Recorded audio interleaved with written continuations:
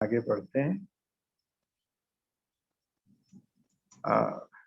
एक चीज आपको मैं और आपके लिए स्पेशली लेके आया था कल। एक तो ये जो हरि गीता है, ये आप सबके पास में शायद होगी। हरि गीता ये हिंदी में इसका जो है वो पोइट्री में ही अनुवाद। तो समझने के लिए आप इसका भी प्रयोग कर सकते हैं।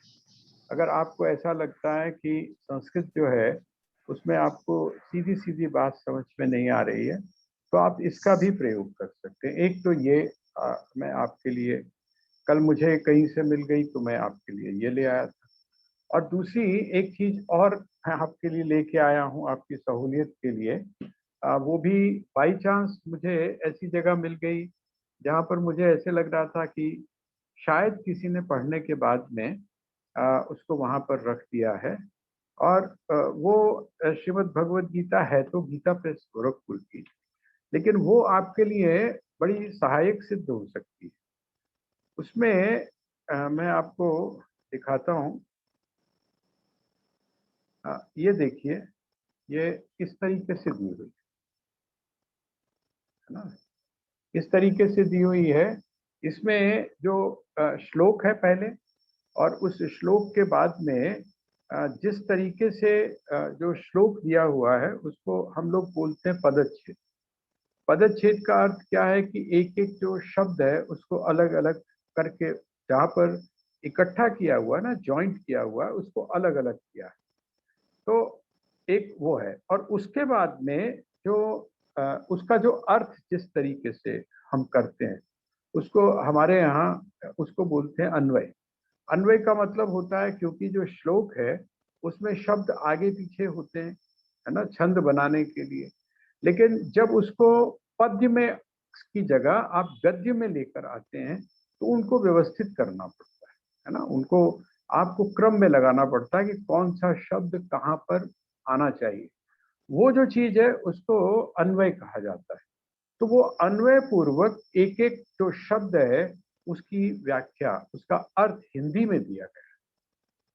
तो ये जो पुस्तक है ना, ये भी आपके लिए उपयोगी हो सकती है। इसका इस पे ये जो है नाम इसका इस पद नाम नाम इसका बताइए। नाम जो है, हाँ, इसका नाम है श्रीमद् भगवद गीता, पदच्छेद अन्वय और साधारण भाषा सहित। छेद हाँ, अन्वय हाँ, पदच्छेद अन्वय और भाषा टीका सहित। तो ये जो पुस्तक है ये आपके लिए बहुत ज्यादा उपयोगी जो है वो सिद्ध हो सकती है। अ, ये ये दो पुस्तकें मैं आपके लिए लेके आया था, ताकि आपको किसी भी तरह का जो है ना वो परेशानी ना हो। आप इस चीज को आप जैसे मैं आपको जिसको हम अभी पढ़ रहे थे, अब इन्होंने श्लोक है ऊपर, अपिचेत सुदुराचारो भजते माम अनन्य भाग साधु रेव सबंतव्य सम्यक व्यवसितो हि सः। ये श्लोक है। अब इस श्लोक को इन्होंने क्या किया, अपि चेत सुदुराचारो, ये शब्द है ना, इसका इन्होंने जब पदच्छेद किया तो पदच्छेद इन्होंने किया अपि कौमा चेत कौमा सुदुराचारः, है ना, भजते माम अनन्य भाग साधु एव सह मंतव्य सम्यक व्यवसितः ही सह। ये उन्होंने इसका पदच्छेद कर दिया। अब इसका जिस समय इन्होंने नीचे जो अन्वय के हिसाब से किया, तो उसमें इन्होंने क्या किया, देखिए, चेत शब्द जो है ये सेकंड नंबर पर है ना इसमें श्लोक में।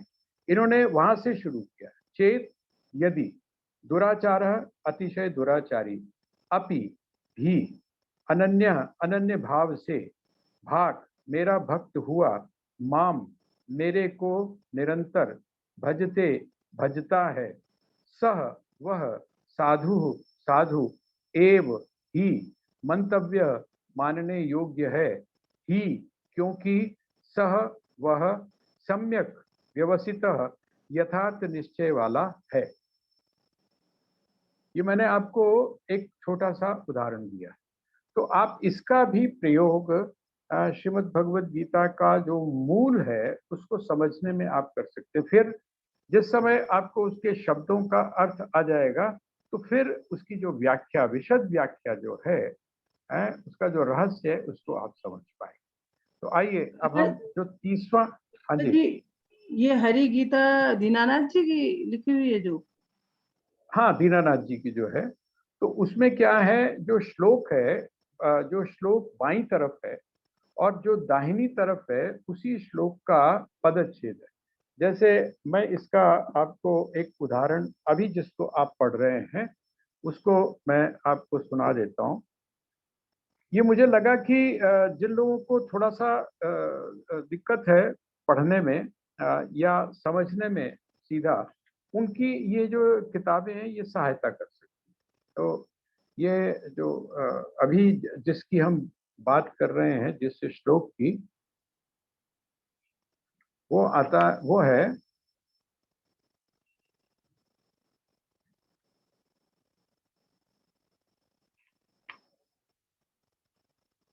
हाँ अब देखिए, जो श्लोक है वो है, अपिचेत सुदुराचारो भजते माम अनन्य भाग साधुरेव समन्तव्य सम्यक व्यवसितो ही स।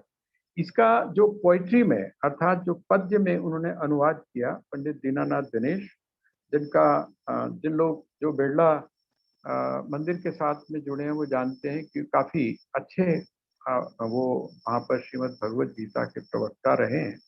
तो वो इसका अर्थ क्या करते हैं, यदि दुष्ट भी भजता अनन्य सुभक्ति को मन में लिए, यदि दुष्ट भी भजता अनन्य सुभक्ति को मन में लिए, है ठीक निश्चयवान उसको साधु कहना चाहिए। अब ये बिल्कुल ना उसका जो जो संस्कृत में जो श्लोक है उसी का एक तरह से हम भावानुवाद या पद्यानुवाद हम बोल सकते हैं। तो आप इसका भी सहायता ले सकते हैं। अब जो इसका जैसे तत्व विवेचनी आप पढ़ते हैं, या और जो उसकी जो टीकाएं आप पढ़ते हैं, उनमें उसका जो डीप है मीनिंग, वो डीप मीनिंग आपको पता चलेगा। अब ये है सुदुराचारो, कहते हैं सुदुराचारों का अर्थ क्या है। सुदुराचार का अर्थ यह है जिसने ये बात स्वीकार कर ली, जिसने इस बात को स्वीकार कर लिया, किस बात को, कि मैं जिस रास्ते पर था वो गलत। ये फर्स्ट स्टेप है। वो जो दू है ना, दू, जिसको हम दुराचार बोल रहे थे, उस दुराचार से मुक्त होने का ये सबसे पहला स्टेप। आपने स्वामी विवेकानंद के बारे में सुना होगा, उस घटना के बारे में, जब खेतरी में वो आए थे, खेतरी में, तो खेतरी में आए तो एक जो महाराज खेतरी थे उन्होंने अभिनंदन करने के लिए स्वामी जी का एक गाने वाली को बुलाया। और जब गाने वाली को बुलाया तो वो जैसे ही आके उसने गाना शुरू किया, स्वामी विवेकानंद वहां से उठ के चल दिए। और जब उठ के चल दिए तो उसने वो जो भजन गाया वहां पर, वो भजन क्या था, वो था, प्रभु मेरे अवगुण चित न धरो, समदर्शी प्रभु नाम तिहारो, चाहो तो पार करो। ठीक है, ये जब भजन गाया तो स्वामी विवेकानंद आकर अपने स्थान पर बैठ गए। उनमें जो परिवर्तन हुआ या उनमें जो हुआ, वो तो जो हुआ वो हुआ, लेकिन उसके बाद में वो जो गाने वाली थी उसका पूरा का पूरा जो जीवन था वो परिवर्तित हो गया, पूरा का पूरा उसका जीवन बदल गया। अब जिस समय हम उसको देखेंगे तो हम शक की नजर से देखेंगे कि यार ऐसा कैसे हो सकता है, एक सेकंड में, इतने वर्षों से अमुक आदमी चोरी करता आ रहा है, इतने वर्षों से अमुक आदमी ये काम करता आ रहा है, ऐसे कैसे नहीं। वो कहते हैं अपिचेत सुदुराचारो भजते माम अनन्य भाग। कहते हैं वो जो दुराचारी था पहले, उसका आचरण गलत था, उसके जीवन में पाप था, लेकिन जैसे ही भजते माम अनन्य भाग, जैसे ही वो क्या करता है, वो कहते हैं वो अनन्य भाव से मेरा भक्त या मेरा चिंतन करता है। मेरा चिंतन वो कब करेगा, अनन्य भाव से मेरा वो चिंतन कब करेगा, जब उसको इस बात का एहसास होगा कि अभी तक मैं जिसका चिंतन करता आया हूं, अभी तक मैं जिसका चिंतन करता आया हूं वो मेरा निरर्थक था। इसका मतलब जो कुछ मैं अभी तक कर रहा था उसके प्रति जो सार्थकता की बुद्धि थी, वो जब उसकी समाप्त हो गई, उसको लगा कि ये सार्थक नहीं है, सब कुछ निरर्थक मैंने कर रहा हूं, तब वो क्या करेगा, जिसकी उसको सार्थकता समझ में आ जाएगी, मतलब ये मतलब का है और ये मैं बेमतलब का करता, अभी तक जो मैंने किया वो बेमतलब का किया। मतलब की बात यह है, जब उसको मतलब की बात समझ में आ जाएगी, जब उसको सार्थक बात समझ में आ जाएगी, तो कहते हैं ऐसा व्यक्ति क्या हुआ, भजते माम अनन्य भाग, जो अनन्य रूप से मेरा चिंतन करता है, ऐसा जो व्यक्ति है वो क्या है, सुदुराचार।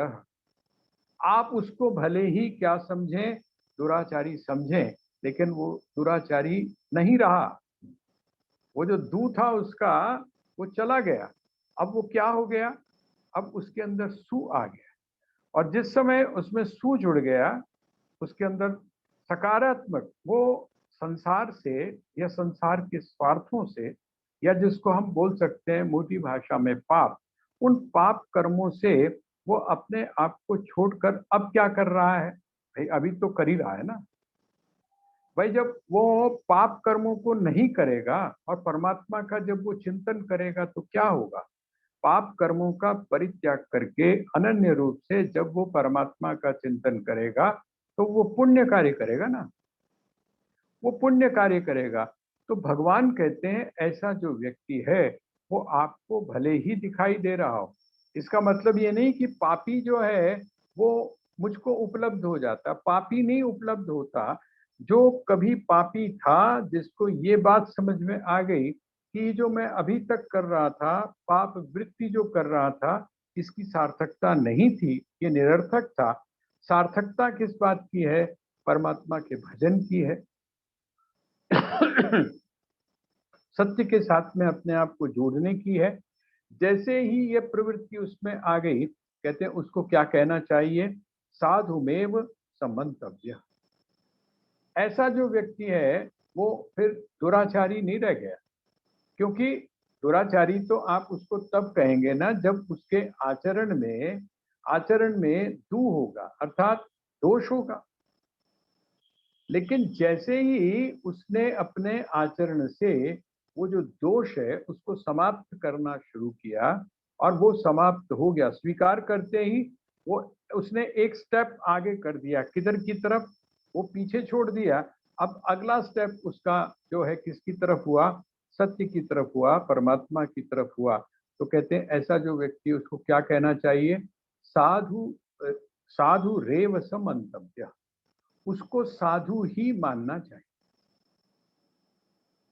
उसको जो है क्या मानना चाहिए, कहते हैं कि वो साधु ही कहलाने के लिए के योग्य है, क्यों, सम्यक व्यवस्थितो ही स। अब वो क्या कर रहा है, क्योंकि सम्यक व्यवस्थित, सम्यक का अर्थ आपको पता है, सम्यक का मतलब ये है ठीक, अब वो ठीक रास्ते पर चल रहा है। सबसे सही जो रास्ता है, सबसे सही जो मार्ग है, वो कौन सा है, वो कहते हैं अनन्य भाग, अर्थात अनन्य रूप से मेरा भजन करना, यही मार्ग है किसको प्राप्त करने का, मुझको प्राप्त करने का। तो जब वो संसार को छोड़कर, संसार की पाप वृत्ति को छोड़कर, संसार के दोषों को छोड़कर जब वो मेरी तरफ मुड़ गया, तो मेरी तरफ मुड़ गया तो क्या हुआ, कहते हैं पहले तो परछाई रूपी जो पाप था वो आगे आगे चल रहा था। वो जो परछाई थी, कालीमा जो थी, आपकी जो परछाई है, वो जिस समय आप परमात्मा, स्वामी राम ने कहा, स्वामी राम कहते हैं कि आप परछाई जो है, उस परछाई से अगर मुक्त होना चाहते, आपके ऊपर जो सूरज की रोशनी पड़ रही है, उस रोशनी के परिणाम स्वरूप जो परछाई बन रही है, वो परछाई कैसी है, वो काला है, वो काला अंश है। काला अंश का अर्थ क्या हुआ, हम यहाँ पर ले लें पाप वृत्ति। अब वो जो पाप वृत्ति है, वो पाप वृत्ति समाप्त हो गई कब, जैसे ही आपने पीछे, इसका मतलब वो अब अतीत में चली गई, वो अब पीछे चली गई। और जब वो पीछे जो है वो चली गई, तो उसको क्या कहा उन्होंने? कहा कि वो जो व्यक्ति है वो साधु रे वो सब मंतव्य, उसको साधु ही मानना चाहिए। क्यों? सम्यक व्यवस्थितो ही स।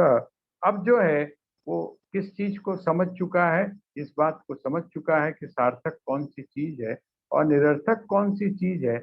इतना समझ ही नहीं चुका है, बल्कि जो सार्थक है उस सार्थक की तरफ उसने बढ़ना शुरू कर दिया है। इसलिए उसको क्या समझना चाहिए?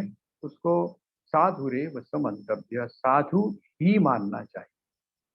देखिए, एव शब्द का यहाँ पर जो प्रयोग है वो कहता है कि और कुछ मानने की आपको आवश्यकता नहीं है, और अगर कुछ आप मान रहे हैं उसको तो आप भूल कर रहे हैं। अगर और कुछ आप मान रहे हैं तो मेरा जो संदेश है या मेरा जो उपदेश है उसको आप सही नहीं समझ पा रहे हैं। सदना को यदि आप क्या बोलते हैं? नाम है ना उसका सदना, नाम उसका सदना है, और आप उसको क्या बोल रहे हैं? कसाई बोल रहे हैं। अरे भाई, कसाई था, कसाई था, कसाई का कर्म करता हुआ भी वो उससे मुक्त है। आपको हिंसा करता हुआ दिखाई देता हुआ भी वो क्या है? वो हिंसा से मुक्त है। यही कारण है कि जो ठाकुर हैं वो वहां पर उसको उस रूप में भी स्वीकार कर रहे हैं। तो यहाँ ये थोड़ी सी बात समझने की है। जिस समय हम भक्तों के जो पाप हैं, इस तरह के जो भक्त हैं, जैसे मैंने आपके सामने दो चार एग्जाम्पल्स दिए। गणिका का है। अब कोई गणिका अर्थात जो जो इस उसमें है उसके अंदर परिवर्तन तो हुआ नहीं है, लेकिन अब वो उसके साथ में अपने आप को जोड़कर वो ये सोचे कि परमात्मा जो है वो उसके पापों को समाप्त कर देगा, तो नहीं, ऐसी बात नहीं है। जो कर्म का सिद्धांत है वो अपनी जगह है, और उसी कर्म के सिद्धांत में ये चीज आई है कि जब आप परमात्मा की तरफ मुख मोड़ लेते हैं तो आपने जो भी कुछ किया है वो पीछे की तरफ हो जाता है। लेकिन कैसे? अनन्य भाग, अनन्य रूप से जब आप भक्ति करते हैं तब आपके सामने और कोई भी चीज और कोई भी लक्ष्य जब आपके जीवन में नहीं रहता। आगे आ, वो कहते हैं कि ऐसा जो व्यक्ति है, ऐसा जो क्या हो चुका है? पहले किसी जमाने में जो दुराचारी था, जिसके आचरण में जो था वो दोष थे, आचरण में दोष थे, दोष पूर्वक जो आचरण कर रहा था, ऐसा क्या है? वो यहाँ पर उनका साधु रेव समन्तव्य, उसको साधु ही समझे। और साथ में वो कहते हैं कि साधु बन हो नहीं गया एकदम। देखिए, क्योंकि उसका कारण क्या है? वो मुड़ गया ना। उसका एक स्टेप जो है, एक स्टेप उसने सही दिशा में ले लिया, तो क्या माना जाएगा? ये माना जाएगा कि जिसने एक स्टेप सही दिशा में ले लिया वो आगे के जो स्टेप हैं उनको भी पूरा करेगा। और जिस समय वो उसको पूरा कर लेता है तो कहते हैं यहाँ पर साधुरेव समन्तव्य, उसको साधु ही समझना चाहिए। और ये समझना किसका चाहिए? हम लोगों को। जो दूसरे लोग हैं उनको ऐसे लोगों को साधु ही समझना चाहिए। क्यों साधु समझना चाहिए? आगे के जो श्लोक है उसमें वो बड़ा बड़ा स्पष्ट रूप से कहते ये जो है ना, नमे भक्त प्रणश्यति, मेरा जो भक्त है वो नष्ट नहीं होता है। ये जब भगवान कहते हैं तो आपने देखा होगा कि कुछ जो चिंतन है, कुछ जो सोचने वाले लोग हैं, वो ये कहते हैं कि बस आप हमारी संस्था में आ जाएं, आप हमारी शरण में आ जाएं, आपको कुछ करने की जरूरत नहीं है। आप जो है समझ लीजिए आपके सारे जो पाप हैं वो हम ले लेंगे। ऐसी विचारधाराएं भी चल रही हैं और लोगों को बड़ी इजी लगती हैं, इसलिए लोग उधर की तरफ मुड़ जाते हैं। लेकिन भगवान का ऐसा आशय नहीं है। वो क्या कह रहे हैं कि सबसे पहली बात तो ये है, उसको ये बात समझ में आ गई। क्या समझ में आ गई? कि पाप नहीं बल्कि परमात्मा की तरफ।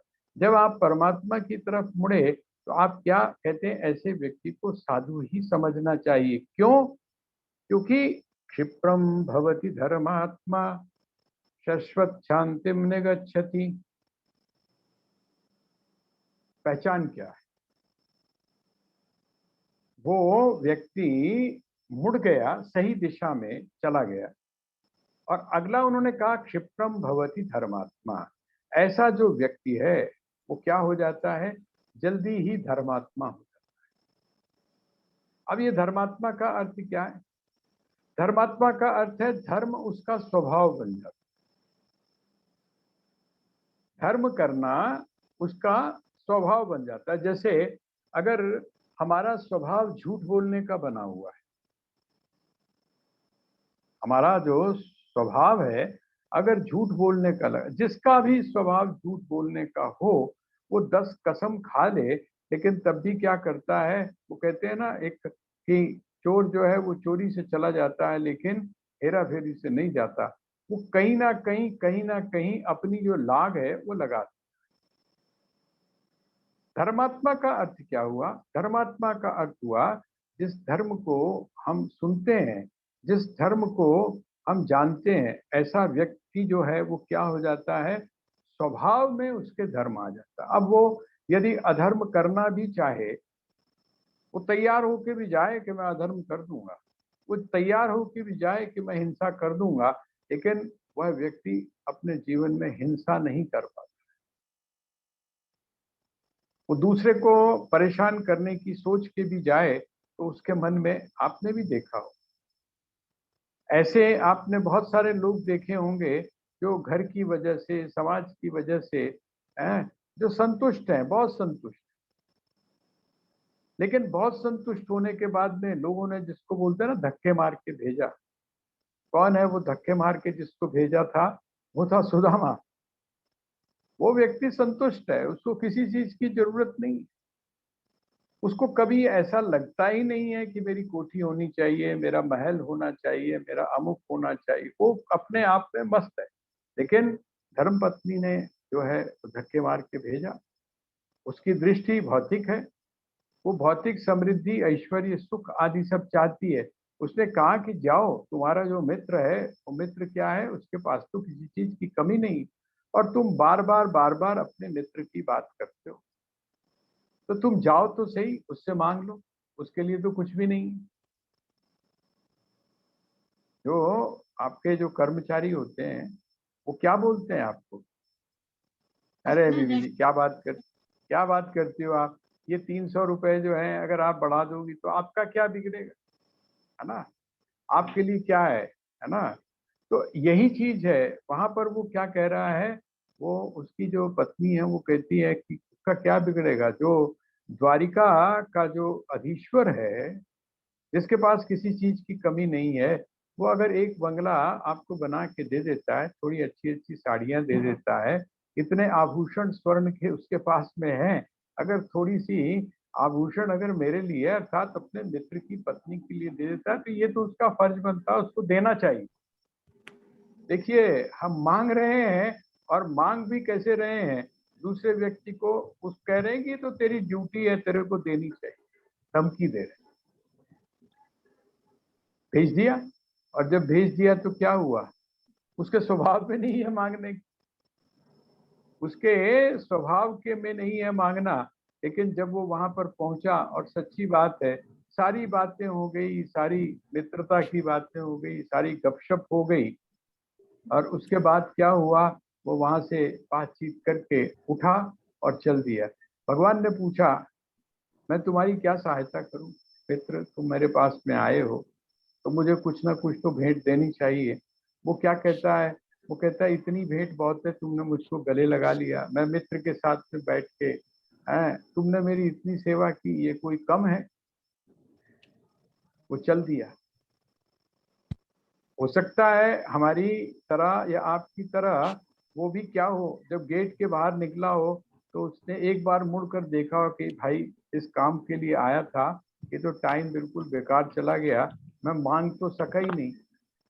रास्ते भर सोचता गया हो कि अरे कमाल की बात है, आ घर जाऊंगा तो क्या होगा, डांट पड़ेगी, मांगने गए थे कुछ मांगा, और मैं जब जाके कहूंगा कि कुछ नहीं मांगा तो डांट जो है वो डबल पड़ जाए। लेकिन जब वहां पर गए तो जब आपका स्वभाव हो जाता है, आपका जो व्यक्तित्व है उसमें क्या आ जाता है, धर्म आ जाता है। वो कहते हैं उसने धर्म की तरफ वो मुड़ा। पहले फर्स्ट स्टेप क्या है, पहले तो धर्म की तरफ वो मुड़े, और जब धर्म की तरफ मुड़े तो फिर क्या है, क्षिप्रम भवति धर्मात्मा। वो जल्दी क्यों, क्योंकि वो जो मुड़ा है धर्म की तरफ, वो ट्रेडिशनली नहीं मुड़ा है, मशीन की तरह नहीं मुड़ा है, लोगों को देखकर नहीं मुड़ा है, बल्कि क्या है, उसने देख लिया है। उसने देख लिया है कि परमात्मा के अलावा और कोई चारा नहीं है, और कोई रास्ता नहीं है। किस चीज के लिए, तो कहते हैं अगला जो स्टेप, ऐसा जो व्यक्ति है वो सहज रूप से धर्मात्मा हो जाता है, अर्थात उसके स्वभाव में क्या आ जाता है, धर्म आ जाता है।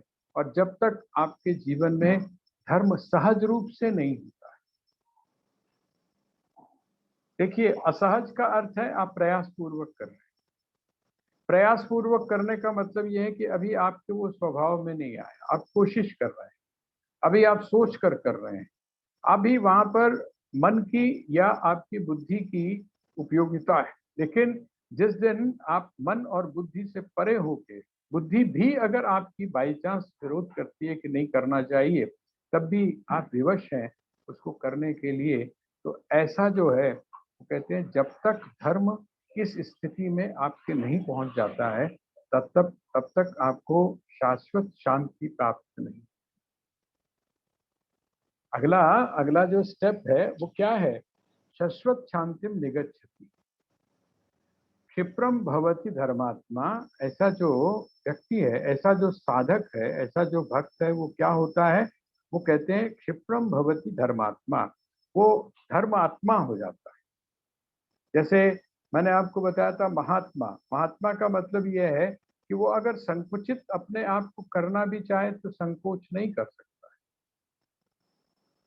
वो अपने आप को, आप दुनिया भर का कह लें कि भाई ये चीज किसी से नहीं छुपानी। आपने देखा होगा ना कई लोग कैसे होते हैं, कई लोग जो हैं उनके स्वभाव में होता ही नहीं छुपाना।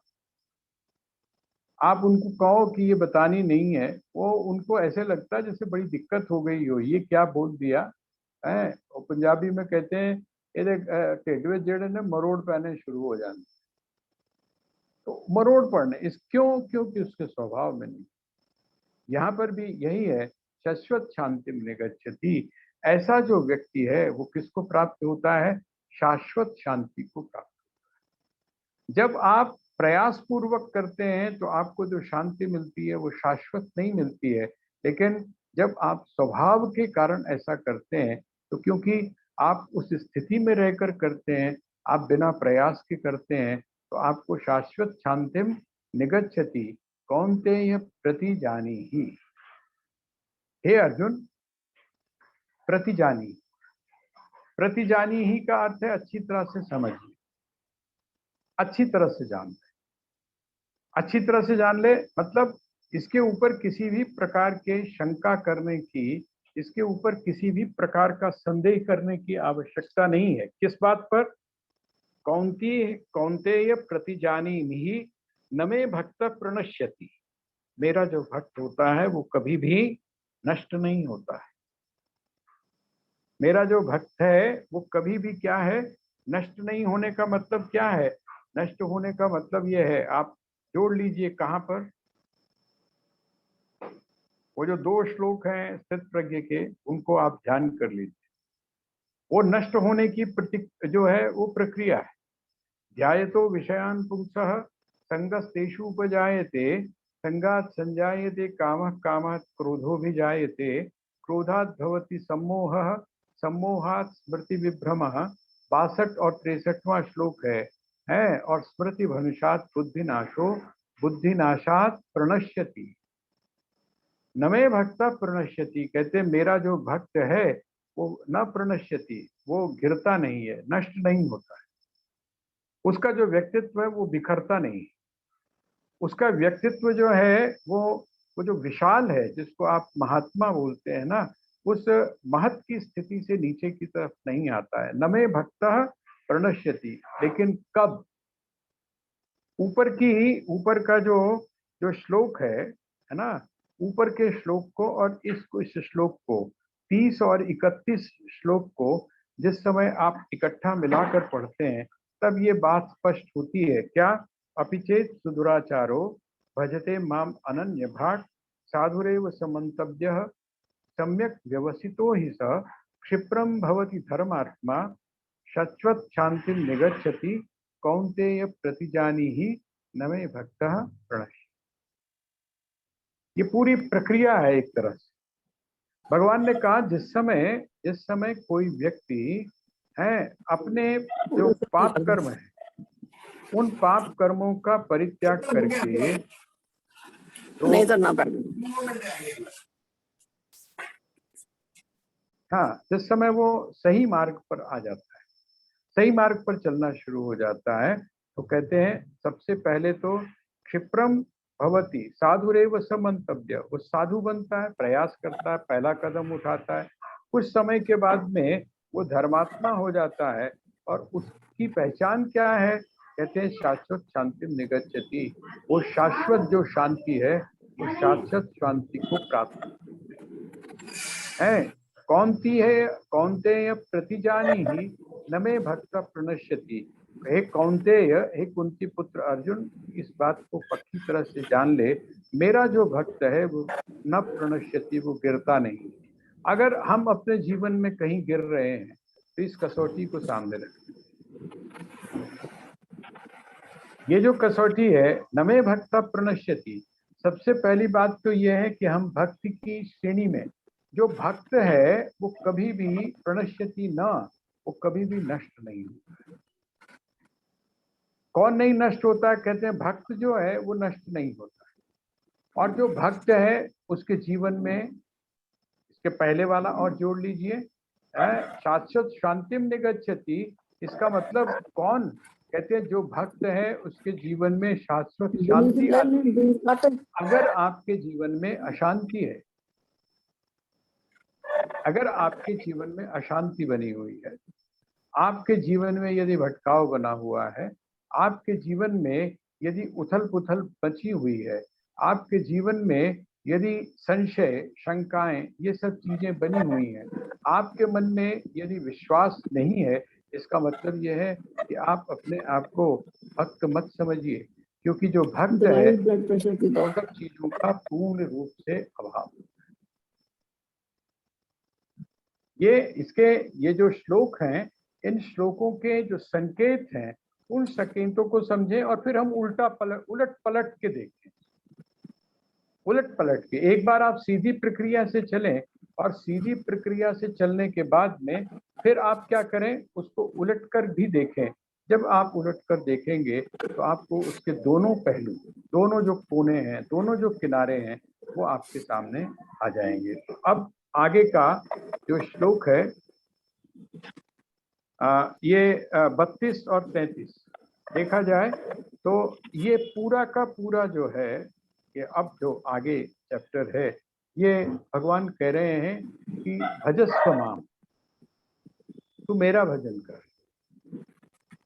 भजस्व माम। अब देखिए, माम ही पार्थ व्यपाश्रित्य ये पिस्युः पापयोनयः हैं, ये स्त्रियो वैश्यास् तथा शूद्रास् तेऽपि यान्ति परां गतिम्।